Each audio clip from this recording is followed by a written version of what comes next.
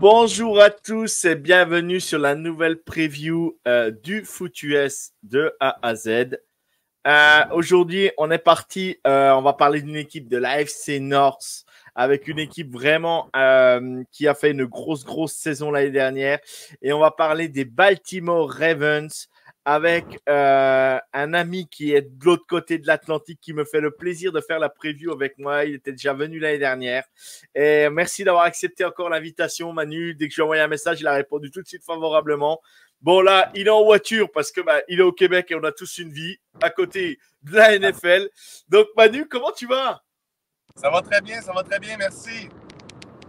Bon, quel plaisir de t'avoir pour cette preview, Manu. Fais attention, hein. On est sur la route, on va pas faire de bêtises. Fais attention à toi. Euh, donc, euh, voilà, Manu on va parler de ses Ravens, un grand fan des Ravens, Manu. On va faire un retour, comme vous le savez, un petit retour sur la saison précédente. On va faire un point sur la free agency, la draft, le bilan. On va présenter la saison 2024 avec une proposition de bilan.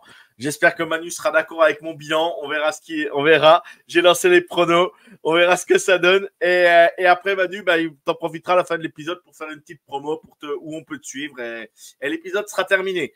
Donc voilà, on va essayer de faire, pas traîner en longueur parce que voilà, Manu est bien occupé et puis on va éviter de faire trop long aussi l'épisode, mais on prendra le temps quand même de bien parler des Ravens. Donc on y va, Manu, on se lance directement dans la preview.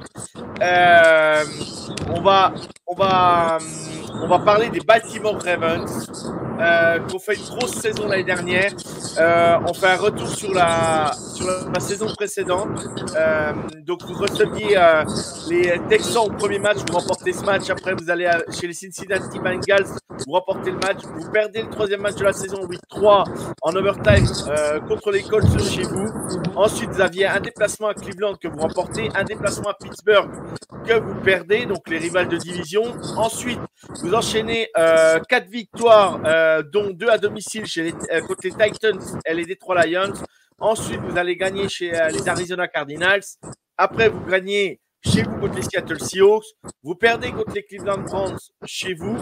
Ensuite, vous allez battre les Cincinnati Bengals chez vous. Vous allez gagner aussi chez les Chargers à Los Angeles. Vous êtes en bye week en week 13. Ensuite, retour de bye week, vous gagnez contre les Rams chez vous. Vous allez battre aussi les Jacksonville Jaguars chez eux. Vous allez battre les San Francisco 49ers chez eux qui vous orientent tout de suite pour le seed 1 pour l'AFC. Après, vous battez les Miami Dolphins chez vous et vous finissez par perdre le dernier match, mais en sachant que vous aviez déjà le seed 1 contre les Pittsburgh Steelers 17-10, mais c'est un rival de division, ce qui a permis aux Pittsburgh Steelers d'aller en playoff malgré tout. Bon, sur ce bilan de saison régulière, après on parlera des playoffs, saison régulière, Manu, vraiment une saison satisfaisante avec le changement de coaching staff aussi qui avait été fait pendant la saison avant et qui a eu, on va dire que ça a aidé Lamar Jackson à se développer et on va dire, voilà, l'effectif avait bien été travaillé, que ce soit la free agency et la draft et il y avait vraiment il y avait vraiment une belle équipe la saison dernière. Ouais. Écoute, oui, en effet, l'équipe était belle. On a eu toute une défensive, en plus de, oui, l'offensive. Je te dirais, l'an dernier, où est-ce que j'avais le plus de questionnements, c'était avec le nouveau coordonnateur offensif. Là, étant donné que Craig Roman était parti, qui était beaucoup, plus pour la course que pour la passe, c'était la première année de Ted Monken. Ted Monken qui était pro-pass, qui avait été à Georgia avant. Donc, c'est là que je ne savais pas, est-ce que c'était pour passer avec Lamar Jackson ou pas. Puis, écoute, finalement, ça a été une belle année. Lamar Jackson a su se développer. Je m'attends à ce qu'il soit en mesure de faire la boucle pour l'année 2. Donc, encore des meilleurs jeux de passe, des meilleures formations. Personnellement, j'espère qu'ils ne délaisseront pas trop le jeu au sol. On est allé chercher Derrick Henry. On l'a vu au dernier match des séries contre les Chiefs. On a complètement abandonné la course. On va savoir pourquoi. Donc, j'espère qu'en apportant Derrick Henry, Todd Monken n'oubliera pas de continuer avec la course, même quand le match est serré. Bon, c'est très précis. C'est vrai que voilà, on va reparler vite fait des playoffs. Bon, en divisional round, parce que vous avez le SAD 1, donc vous ne jouiez pas les wildcards. Vous remportez le match chez vous contre les Houston Texans. Et en finale de conférence, vous avez reçu donc Kansas City, dont je suis fan, hein, comme tu le sais. Et ça a été vraiment un match bizarre. Bon, déjà, les joueurs se sont pas mal pris le chou avant le match. Voilà, votre kicker venait botter dans la end zone à côté de Patrick Mahomes. Voilà, on sentait bien qu'il y avait de la tension avant le début du match. Et ce qui s'est passé, c'est quoi? On va dire que Kansas City a fait le match qu'ils ont fait un peu toute la saison. En attaque, ça n'allait pas trop, mais ils se sont appuyés sur leur grosse défense. Le match, dont le play où Flowers se fait enlever le ballon, fumble à 1 yard de la end zone où ça aurait peut-être changé le cours du match, mais c'est l'action qui fait changer le match ici du côté basculer Kansas City vers le Super Bowl. C'est vrai que moi, j'ai pas trop compris ce changement de cap où on a forcé à la passe avec Lamar Jackson alors qu'on sait que c'est pas c'est une de ses qualités. On a vu qu'il pouvait lancer cette saison. Mais s'il fallait reposer tout le jeu sur le jeu à la passe de Lamar Jackson, eh ben, on voit très bien que ça peut poser problème. Ça peut poser un problème aussi parfois parce que tu joues contre nature parce qu'il faut s'appuyer aussi sur le jeu à la course de Lamar Jackson qui est hyper important ou avec tes running backs ou les petits jeux de screen pass qui permet aussi de gagner des yards. On sait que la NFL ou le football américain, c'est un jeu où tu gagnes du terrain faut essayer de gagner du terrain à chaque drive. Et là, du coup, ouais, ça a été un match un peu bizarre où vous avez un peu abandonné le jeu à la course quand vous êtes retrouvé derrière. Et on a senti que Kansas City vous a fait déjouer les joueurs sur le terrain. Il y a eu beaucoup de nervosité, beaucoup de flags pris bêtement aussi. Kansas City, on aurait pu en prendre aussi qu'ils n'ont pas pris. Là-dessus, je reste honnête aussi par rapport à ça, il faut le dire aussi. Mais vous n'avez pas perdu à cause de l'arbitrage et votre coaching staff a vraiment déjoué cette finale de conférence. Ils auraient dû rester sur leurs fondamentaux et je pense que c'est ça qui a fait basculer le match et que Kansas City aille au Super Bowl cette année. T'en penses quoi, toi, Manu? Écoute, je suis pas mal d'accord avec toi. Il y a eu des pénalités un peu stupides qui ont été prises pendant le match.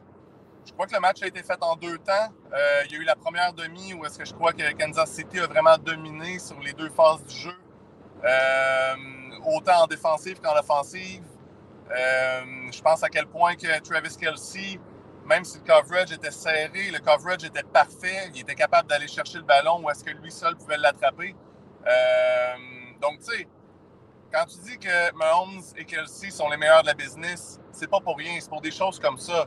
Tu sais, quand l'exécution défensive est parfaite, mais qu'ils réussissent le jeu quand même, je veux dire, c'est là que tu es capable de séparer qui est-ce qui est bon de qui est-ce qui est excellent ou qui sont les bons joueurs des meilleurs joueurs. Je pense que c'est là aussi qu'on s'est rendu compte que les Ravens, bien qu'il y avait une équipe fournie avec beaucoup de talent, tout ça, ben Mark Andrews n'était pas là, Mark Andrews était blessé, donc c'est sûr que c'était un game changer de ce côté-là. Puis comme que je disais, Jackson était à sa première année avec Todd Monken. Donc je pense que peut-être la connexion, la compréhension n'était pas encore là à 100%, quoique elle semblait quand même bien établie. Mais bref, donc oui, ça a été un match comme en 2 temps. Les Ravens ont dominé la deuxième demi. Mais la défensive de Kansas City, encore une fois, a été là. Ils ont réussi les gros jeux, l'échapper à la ligne de 1. J'en fais encore des cauchemars, honnêtement. Donc, c'est ça. Écoute, je sais qu'on va en parler un petit peu plus tard, mais présentement, le premier match de l'année, le match jeudi soir contre Kansas City, c'est pas un match revanche. Mais je l'attends beaucoup. Je pense que ça va peut-être setter les choses pour la saison. S'il fallait que les Ravens mangent toute une volée à ce match-là, je pense que tout de suite, on pourrait tomber dans des questionnements. Puis au contraire, si c'est un match serré, puis que ça se joue par 3 points d'un bord ou l'autre, je pense que ça va mettre des bonnes bases pour les 2 équipes. J'avais entendu Travis Kelce dire après le Super Bowl que suite au match des Ravens, ils se sont rendus compte que peut-être à ce moment-là, ils seraient imbattables parce que pour eux, les Ravens étaient l'équipe la plus physique qu'ils avaient rencontrée de toute la saison. Fait que je m'attends à ce que ça soit pareil pour débuter la saison aussi. Écoute, je pense qu'on va avoir droit à beaucoup de feux d'artifice de part et d'autre. Je veux dire, 2 corps excitants, 2 grosses défensives, 2 équipes qui ont eu beaucoup de changements aussi. Je pense que vous avez perdu quelques joueurs, mais avec le coaching staff qui est là, c'est 2 équipes qui commencent toujours la saison prête, qui arrivent en forme. Donc, mais oui, écoute, j'ai encore ce match-là sur le cœur. Tant qu'à moi, l'équipe gagnante allait gagner le Super Bowl, donc que ce soit Kansas City ou Baltimore. Puis malgré tout, en bon perdant, ben écoute, j'aime mieux perdre contre les gagnants du Super Bowl que perdre contre les perdants du Super Bowl. Donc, ouais, pas. Non, mais puis il faut dire ce qui est ces dernières années, les concurrents de Patrick Mahomes, quand il joue à un niveau comme il a joué en playoff avec Travis Kelce, on se rappelle qu'à la fin du premier quart-temps, je crois, ils sont ou à la fin, fin du premier quart-temps, c'est ça, ils sont à 11 sur 11 à la passe et à la réception, ça doit être un truc comme ça, c'est un truc de dingue. Ou c'est 10 sur 10 ou 9 sur 9, voilà, il n'y a pas une passe de manquer envers Travis Kelce. Travis Kelce n'a pas droppé un ballon. Et puis on a l'action qui a fait le tour des highlights, même qui est légendaire, où Patrick Mahomes se fait saquer et finit par lancer le ballon et Travis Kelce arrive à l'attraper en bout de bras. Et ouais, quand tu joues contre des joueurs comme ça, comme tu dis, qu'est-ce que tu veux faire? Et même moi d'en reparler, j'en ai les frissons parce que c'est une action de dingue. Et même en plus, j'ai cru que Patrick Mahomes s'était blessé parce que le genou, tu vois, le genou se tord dans tous les sens. Et tu te dis comment il fait pour s'enlever, puis il n'y a rien à voir. Tu te dis, ouais, c'est des mecs qui sont. C'est incroyable, tout tourne dans le bon sens. Et c'est pas évident en tant que fan de franchise quand tu sais que le truc qu'il y a chez les Ravens, moi, ce que je trouve dommage sur ce match-là, c'est que vous avez des regrets parce que pour moi, c'est pas que vous n'avez pas tout donné, c'est que vous n'avez pas joué comme il fallait, quoi. Et pas comme vous faisiez d'habitude. Et c'est ça qui a fait. C'est les regrets qu'on peut avoir que tu perds contre Kansas City.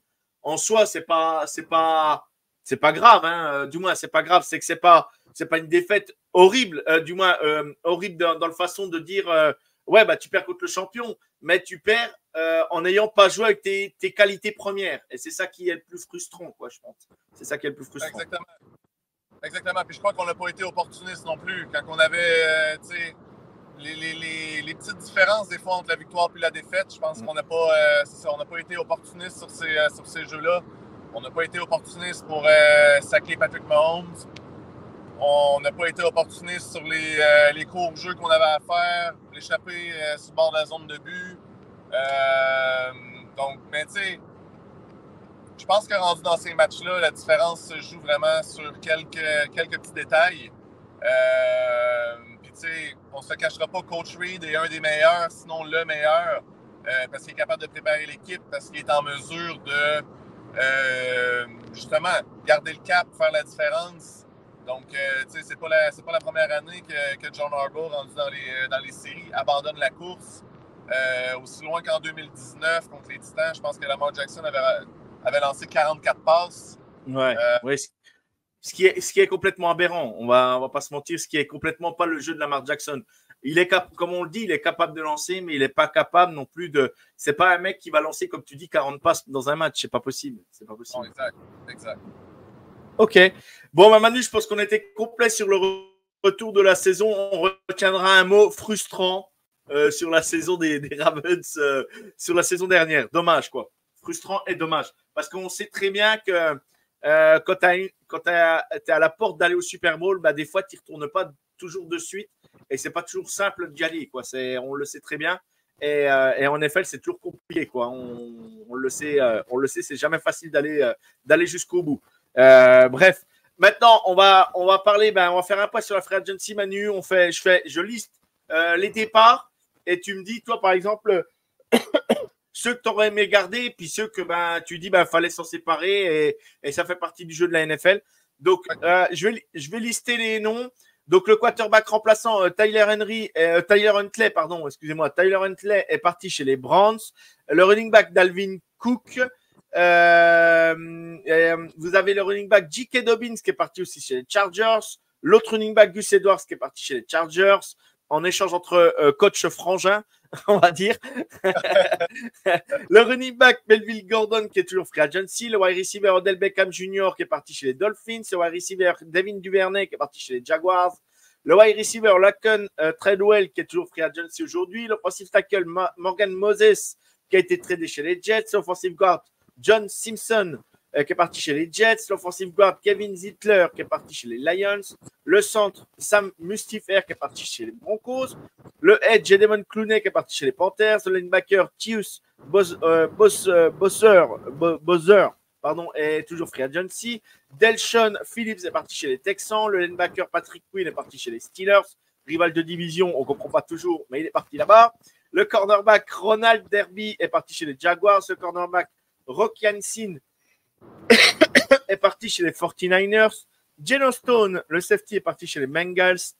Le safety Daryl Worley est toujours free agency. Et le long snapper Tyler Ott est parti chez les Commanders. Le long snapper. Tu regrettes qui dans cette liste, toi, Manu, ou tu aurais voulu garder qui, par exemple? J'en ai 3 que j'aurais bien aimé garder. Quand la 3, Steven Zittler, tant qu'à moi, a fait un travail impeccable. Il fitait le moule. Ravens, j'aurais bien aimé le garder. Je ne sais pas trop ce qui se passe avec la ligne offensive cette année pour les Ravens. J'imagine que les coachs ont une meilleure idée des joueurs qui vont être en place. Mais il y a beaucoup de points d'interrogation présentement et je trouve que Ziegler faisait un travail formidable. Jadeveon Clowney, que j'aurais bien aimé garder. Par contre, je comprends que dans le contexte, Baltimore l'ont signé à un contrat d'amis pour qu'il puisse faire ses preuves. Et finalement, il a fini la saison avec 10 sacs. Donc, je comprends qu'il a été grassement payé ailleurs et que Baltimore ne voulait pas nécessairement payer ce prix-là. Donc, ça, c'est de bonne guerre. C'est pas le premier qui vient à Baltimore pour être en mesure de connaître une bonne saison puis va signer un gros contrat ailleurs. Je veux dire, c'est quand même connu. Puis le dernier, je dirais, c'est sûr que Geno Stone est un choix de 7e ronde dans l'organisation. L'an passé, terminé, je pense que c'était numéro 1 dans les safeties pour le nombre d'interceptions. Il était un très bon safety numéro 3, présentement avec Hamilton et Marcus Williams comme safety. Je comprends qu'on ne pouvait pas le payer, mais j'aurais bien aimé le garder parce que oui, sur les formations à 3 safety, ça allait très bien. Encore lui et Patrick Queen pour les Steelers, c'est des choses qui fendent le cœur malheureusement. Il aurait pu jouer pour les 30 autres équipes, il n'y aurait pas eu de problème, mais là, il faut qu'il y ait. On sait que dans la AFC North, je veux dire, ça joue quand même, ça joue dur, surtout pour les matchs de division. Donc, je suis impatient de le voir, mais oui, j'aurais aimé ça, le voir signer ailleurs, quitte à le garder pour les Ravens. Là. Donc, c'est ça mes 3 joueurs qui me font le plus mal. Ok. Bon, ça a coupé un petit coup à un moment donné quand tu parlais, mais on a compris l'essentiel. Il n'y a pas de problème, Manu. Ne t'en fais pas. On a tout compris. Ouais, c'est vraiment dommage. Bon, après, voilà. Ça fait partie de la NFL. C'est un business aussi. Les joueurs, voilà, ils pensent aussi à eux et puis à leur avenir, ce qu'on peut comprendre aussi parfois. Hein, c'est comme ça. Et maintenant, on va faire le point sur la free agency au niveau des arrivées. Alors, vous avez signé le quarterback Johnson pour 1 an. Vous avez signé Derrick Henry, le running back qui est en provenance des Titans, pour 16 millions de dollars, dont 9 millions garantis. Voilà, c'est plutôt, en sachant qu'il y a Derrick Henry, même s'il est en fin de carrière, c'est donné. Le wide receiver Nelson Agholor signe un contrat une extension de 1 an. Le wide receiver Deontay Harty signe un contrat de 1 an. L'offensive tackle Josh Jones signe en tant que free agent. Le edge Kyle Van Noy signe un contrat de 2 ans, 9 millions de dollars. Le defensive line Justin Madubuike re-signe chez vous pour 98 millions de dollars, dont 75,5 millions de dollars garantis. Le defensive line Brett Urban re-signe aussi un contrat de 1 an. Le linebacker, qui est special team aussi, Chris Board signe un contrat en tant que free agent. Le linebacker Malik Harrison re-signe un contrat aussi en tant que free agent. Et le cornerback Arthur Mollet re-signe un contrat de 2 ans chez vous aussi. Est-ce que tu côtoies de la free agency, toi, Manu, au niveau des noms? Donc, au niveau des agents libres, je te mentirais pas, la signature de Derrick Henry, je l'attendais, grosse signature. C'est un échange qui aurait dû être fait avec les Titans l'an dernier. Il y a des mots qui sont sortis comme quoi que l'échange était sur la table. C'est le propriétaire des Titans qui a fait tout annuler parce qu'il ne voulait pas perdre Henry avant la fin de la saison. C'est comprenable, mais en même temps, ça nous aurait peut-être permis de faire un bout un petit peu plus long en playoff. C'est peut-être ce qui aurait fait la différence pour se rendre jusqu'au Super Bowl. Mais oui, je suis extrêmement content d'avoir Derrick Henry avec nous. Je crois que c'est tout un complément à Lamar Jackson puis au running back Mitchell qui est présentement sur la liste des blessés, mais qui va revenir en milieu de saison. Avec quelqu'un comme Henry qui peut faire mal, qui peut aller chercher des courts gains, puis avec Lamar Jackson qui va pouvoir jouer plus de play-action. Écoute, je vois ça comme... C'est difficile à dire, c'est difficile à croire, mais je crois que notre jeu au sol va être encore mieux que les années précédentes, juste parce qu'on a vraiment deux compléments. Puis on l'a vu l'an passé avec Gus Edwards. Gus Edwards qui a terminé l'année avec beaucoup de touchés. Il faisait toutes les courses dans la zone début en dedans de la ligne de 5. Donc, je m'attends à la même chose avec Derrick Henry. Tant qu'à moi, ça, c'est la grosse signature. Je suis déçu qu'il n'ait pas signé un autre garde.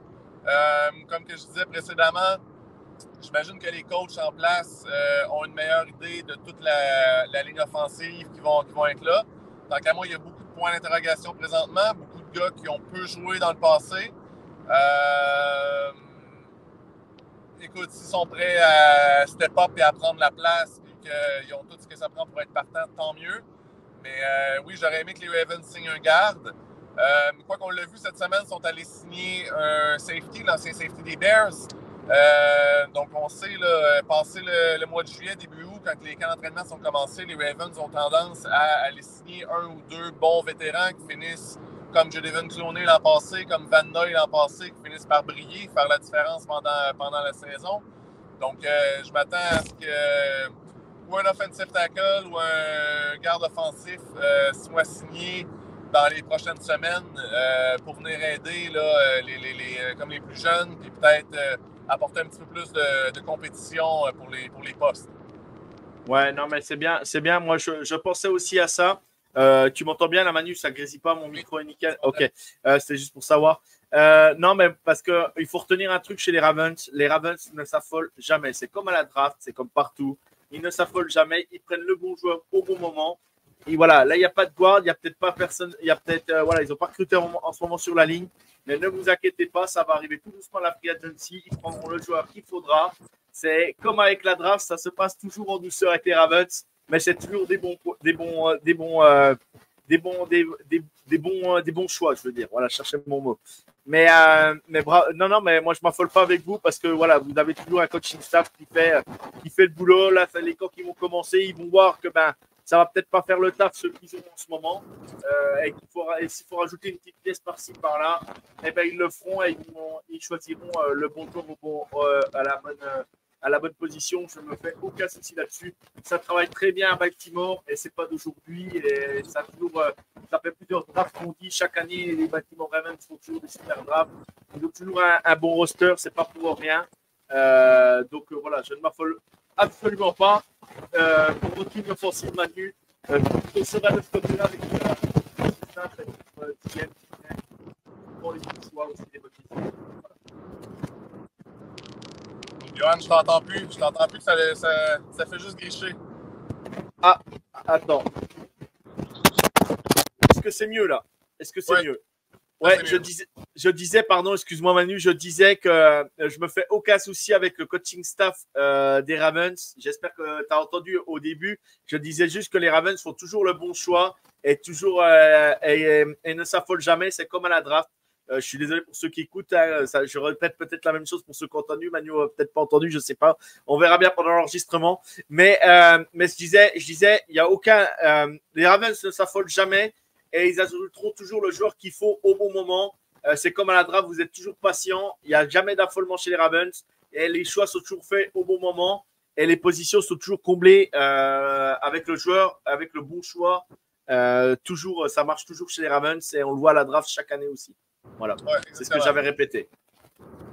Exact. Donc, mais oui, on trouve toujours le moyen d'aller chercher un bon vétéran ou d'attendre que le bon joueur tombe dans nos mains pour le draft. Donc, c'est typiquement Ravens. Mais pour faire une parenthèse, je crois que dans tous les joueurs qu'on a perdus pendant le free agent, le joueur ou la personne qui me fait le plus mal d'avoir perdu, c'est notre coordonnateur défensif qui est devenu coach en chef pour les Seahawks. C'était un coach qui était extrêmement aimé, qui avait des bonnes stratégies. L'an passé, la défensive a pris la ligue par surprise. Il y avait des stratégies que les autres équipes n'avaient jamais vues.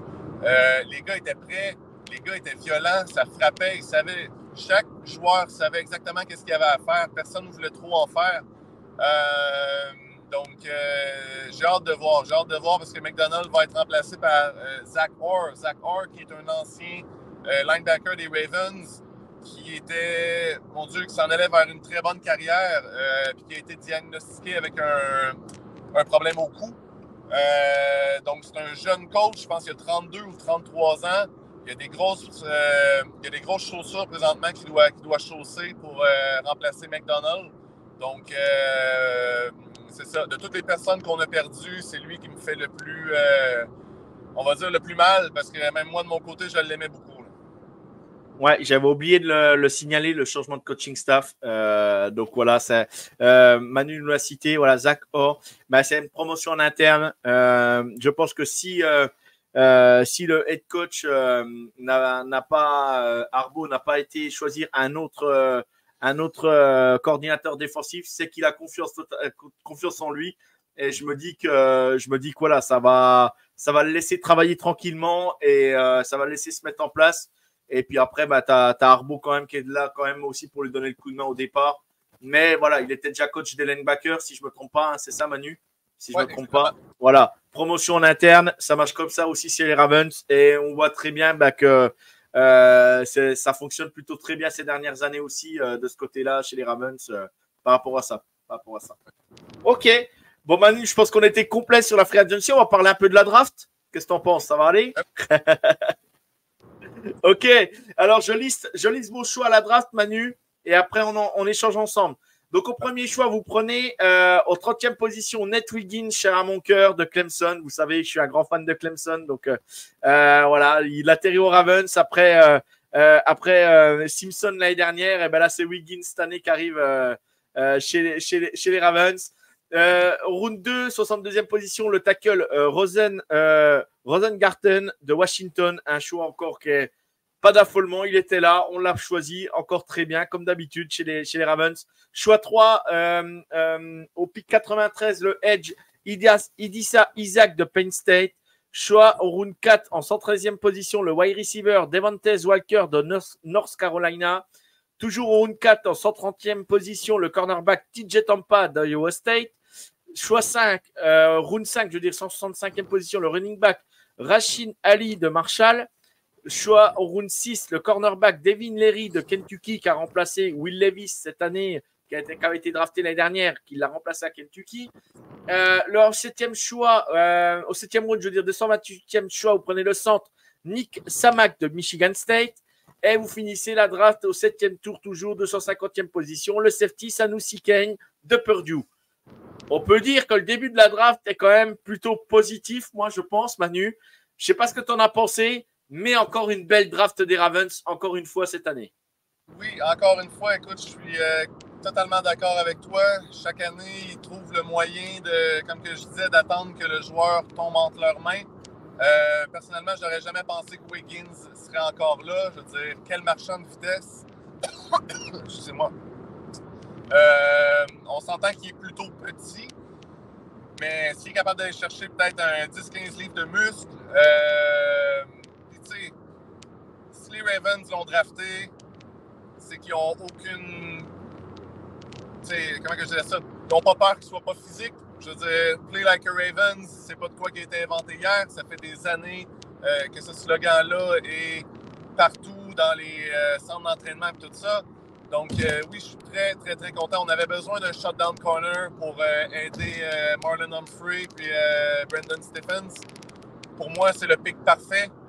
Comme que je disais, je ne m'attendais pas à ce qu'il tombe jusque-là. Ensuite de ça, pour tackle à droite, le tackle de Washington, bon choix. Je te mentirais pas, je croyais pas qu'on était pour drafter un tackle en deuxième ronde. Moi, je croyais qu'on était pour y aller justement en première ronde, puis qu'en deuxième ou troisième, on finisse avec un corner. C'est un tackle très athlétique.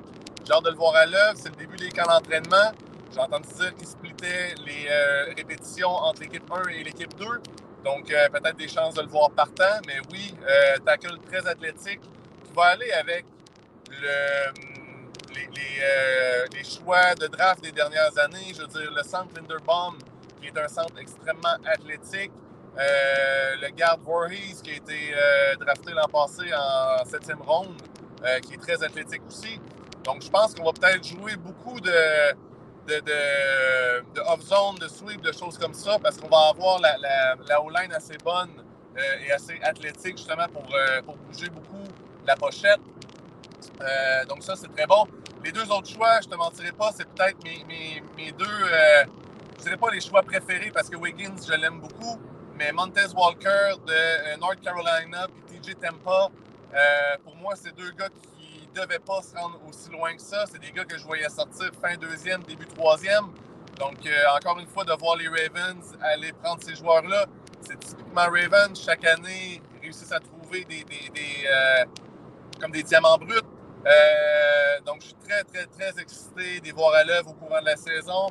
Comme Brandon Stephens, qui est là rendu partant il y a quelques années, qui avait été choisi dans les dernières rondes.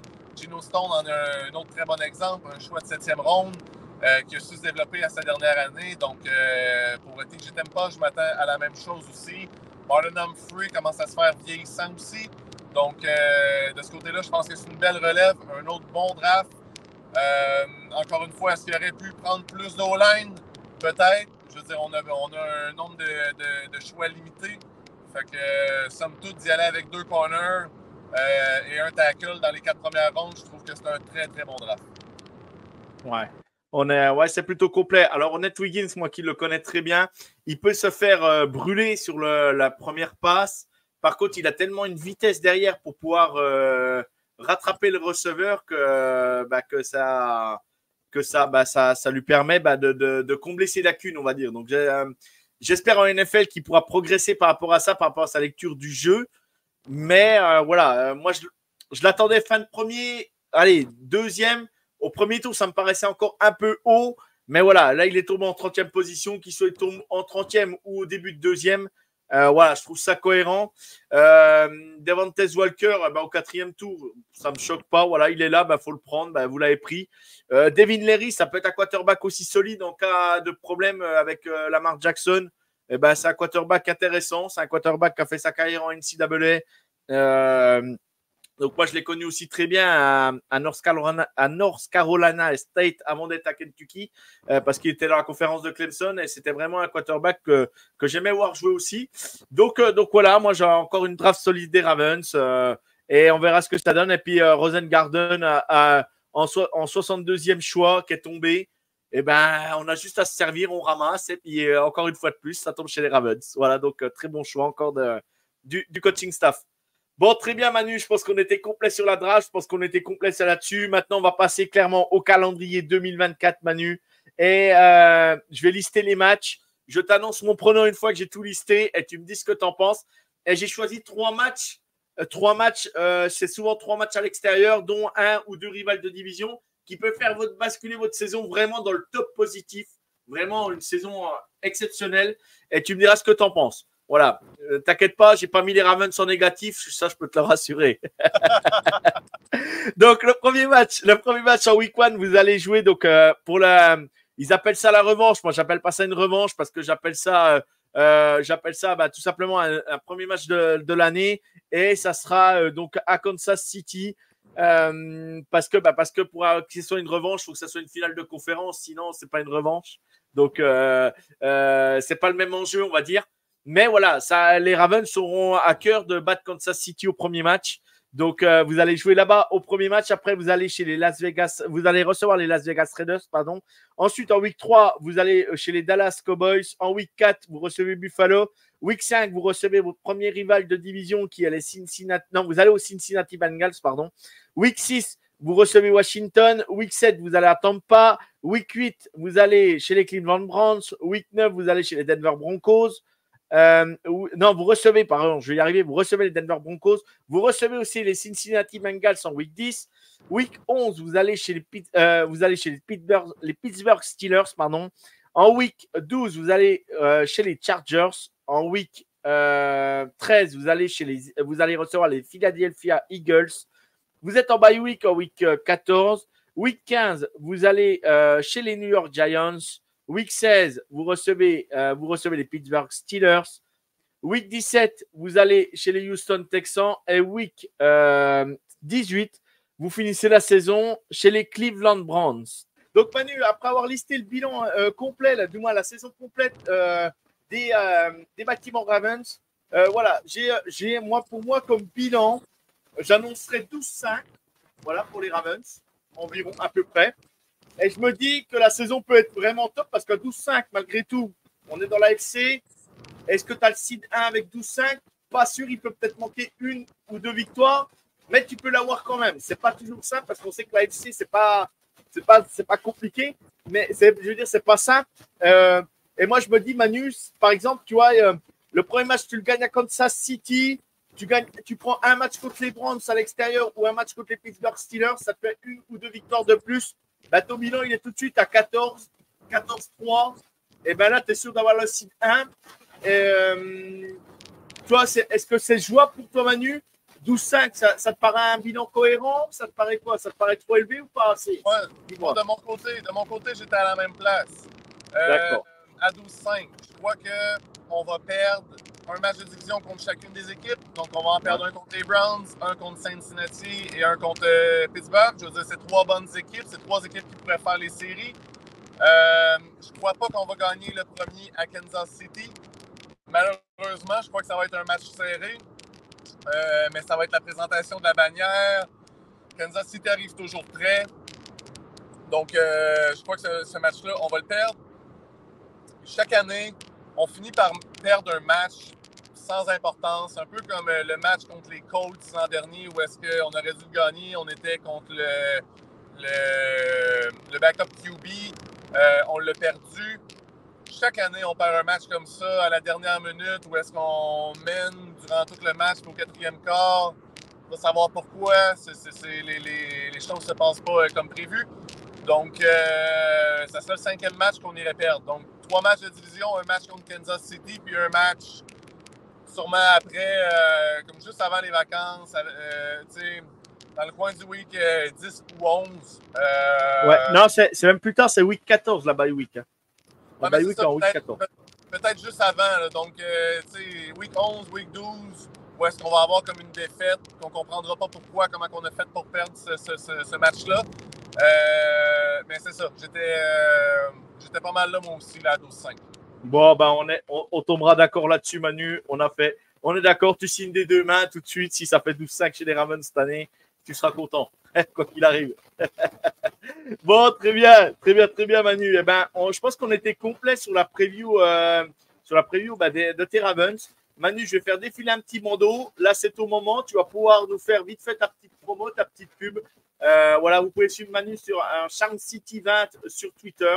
N'hésitez pas. Manu, vas-y, c'est à toi. Vas-y, dis-nous, on peut te suivre ou on peut t'écouter peut-être, ou si tu as un podcast où tu fais. Oui, non, pour l'instant, j'ai pas de podcast. Je suis un invité la plupart du temps, donc j'ai 3-4 podcasts au courant de l'année où est-ce que je participe.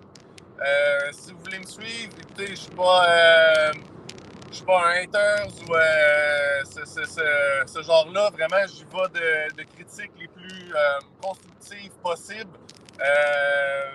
Donc oui, mon équipe, c'est les Ravens tout au long de la saison, tout au long du camp d'entraînement. Donc j'essaie de commenter, là, que ce soit des observations faites de la part de certains intervenants ou seulement des points cruciaux dans chaque match. on parlait comme un petit peu plus tôt de l'échappée contre Kansas City là, en finale de conférence au fond l'an dernier. Donc, ça avait fait beaucoup de débats sur ma page, à savoir est-ce que le receveur des Ravens avait bien fait de s'étirer, puis ainsi de suite. Donc, si vous voulez parler football, vous voulez parler Ravens, dans le respect, avec des bons points, venez me suivre, ça va me faire plaisir. Donc, c'est ça. Comme que je disais, n'hésitez pas à venir me suivre, puis on va bien débattre dans le respect. Que vous soyez pour n'importe quelle équipe, l'important, c'est d'être fan de foot. Exactement. Toujours dans le respect, comme tu dis, Manu. C'est ça le plus important. Ça ne sert à rien de se prendre la tête pour du football. Juste dans le respect, on a le droit de ne pas être d'accord, mais il faut respecter les personnes qu'on a de l'autre côté du fil, c'est le cas de le dire. Et ben moi, je vais faire vite fait la promo, puis on va finir l'épisode. Alors, vous pouvez retrouver donc, dès à partir de maintenant, le 28 juillet, les premières previews sont sorties. Si vous voulez nous soutenir sur le Foot US de A à Z pour payer le StreamYard, on a un petit Tipeee ou autre chose. Ben, voilà, n'hésitez pas, ça nous fait. C'est toujours une contrepartie qu'on accepterait volontiers. Ça nous aide à avancer aussi. À partir du 23 août, vous aurez la programmation complète de la saison à venir sur la chaîne du Foot US de A à Z. Ensuite, n'hésitez pas à vous abonner toujours à la chaîne YouTube pour ne rien manquer. Après, vous retrouvez des épisodes aussi en podcast. Mais la chaîne YouTube, c'est notre point principal. Vous avez envie de rejoindre l'équipe du Foot US de A à Z, la porte est grande ouverte. Il ne faut pas hésiter. C'est toujours un plaisir d'accueillir de nouvelles personnes dans l'équipe. Et on relance Overtime à partir du 14 septembre. C'est un jeu de quiz. Une fois par mois, il y aura une manche. Elle est sur le foot US, la culture américaine, tout ça.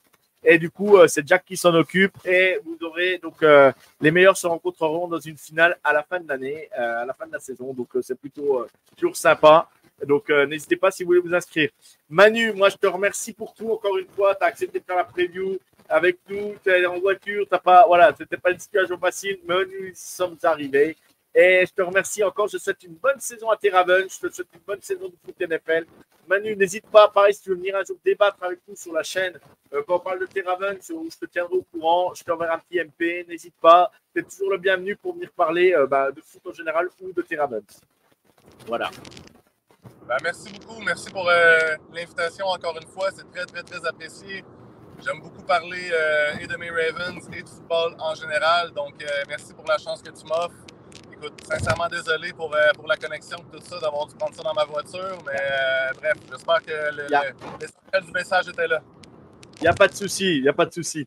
Manu, moi, je vais finir par ma phrase habituelle. Que du bougard, car moi, j'ai pas le temps. Ciao tout le monde. À la prochaine. Rendez-vous demain pour la prochaine preview. Ciao!